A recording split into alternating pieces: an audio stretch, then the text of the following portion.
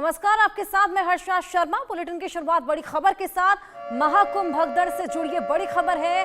भगदड़ के पीछे साजिश की आशंका गहरा गई है। भगदड़ के समय एक्टिव कई मोबाइल लगातार बंद नजर आ रहे हैं।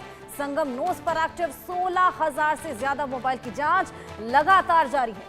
100 से ज्यादा नंबर 24 घंटे एसटीएफ के सर्विलांस पर रहे हैं। इसे मैं आपको बताएं, एसटीएफ को समय एक्टिव कुछ मोबाइल फोन लगातार बंद मिल रहे हैं और इससे भी साजिश की आशंका को बल मिल रहा है। एसटीएफ संगम नोस पर एक्टिव 16,000 से ज्यादा मोबाइल फोन की जांच लगातार कर रही है और इनमें से 100 से ज्यादा नंबर 24 घंटे सर्विलांस पर रहे हैं। भगदड़ से जुड़ी ये बड़ी खबर। भगदड़ के पीछे साजिश की आशंका लगातार गहराती चली जा रही है। भगदड़ के समय एक्टिव कई मोबाइल फोन जो थे वो लगातार बंद नजर आ रहे हैं। संगम नोस पर 16,000 मोबाइल फोन थे जिनकी लगातार अब पड़ताल की जा रही है और वो बंद नजर आ रहे हैं।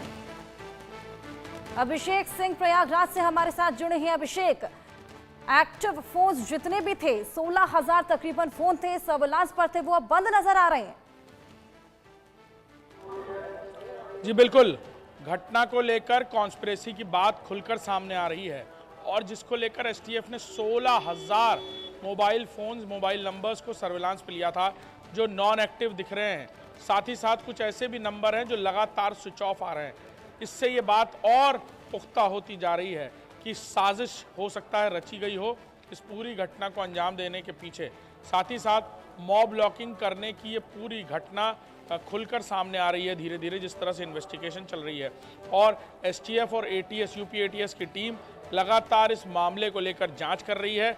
कई सारे सीसीटीवी फुटेजेस खंगाले गए हैं जिसमें कुछ ऐसे लोग दिख रहे हैं जो संदिग्ध परिस्थितियों में वहां पहुंचे और किस तरह उन्होंने एंट्री और एग्जिट पॉइंट को ब्लॉक करने की कोशिश की। साथ ही साथ दोनों भीड़ को, यानी दोनों जो श्रद्धालुओं के जत्थे जा रहे थे उनके बीच से गुजरकर मॉब लॉक करने की कोशिश की, यानी गुत्थम गुत्थी करने की कोशिश की, जिसकी वजह से हो सकता है ये पूरी घटना हुई हो। हालांकि इस पूरे मामले को लेकर कई सारे तथ्य अब सामने आ रहे हैं। जिस तरह मोबाइल फोन्स को सर्वेलांस पे लिया गया, 100 से ज़्यादा नंबर्स को लिसनिंग पे लिया गया और कई सारे फोन्स अब ऑफ आ रहे हैं, उसको लेकर ये बात और खुलकर सामने आ रही कि आखिर ये कौन लोग थे जो उस वक्त यहाँ पहुँचे और अब उन्होंने अपना मोबाइल फ़ोन ऑफ कर लिया। क्या वजह थी कि वो यहीं पर आए? इस घटना के बाद उन्होंने अपने मोबाइल्स को स्विच ऑफ किया है। लिसनिंग पर लेने के बाद एसटीएफ को कई सारी जानकारियां मिली हैं जो फिलहाल सार्वजनिक नहीं की गई हैं ताकि किसी तरह का पैनिक क्रिएट ना हो, सुरक्षित कुंभ हो। इसको लेकर लोगों को ये समझाया जा रहा है कि वो जब पहुंचे घाट पर तो जल्दी डुबकी लगाकर बाहर निकलें ताकि किसी तरह की ये मॉब लॉक की सिचुएशन क्रिएट ना हो। लेकिन इस तरह के संदिग्धों पर पूरी तरह पैनी नज़र रखी जा रही है कि क्या कोई और लोग हैं जो यहाँ पर पहुंचकर इस तरह की घटना को अंजाम देना चाह रहे थे। क्या इस पूरी घटना को साजिशन अंजाम दिया गया? क्या यहाँ पर जो लोग वहाँ उस वक्त पहुँचे थे उन्होंने इस मॉब लॉक की सिचुएशन को क्रिएट किया, जानबूझकर गुत्थम गुत्थी की ताकि ये स्टैम्पेड की पूरी घटना हुई है? इस पूरे मामले को लेकर यूपी एसटीएफ और एटीएस की टीम लगातार अब संगम नोस पर भी पूरी तरह नज़र बनाए है। सर्विलांस सेल के जरिए बाकायदा फोन्स को लिसनिंग पर लेकर जानकारियां हासिल की जा रही हैं।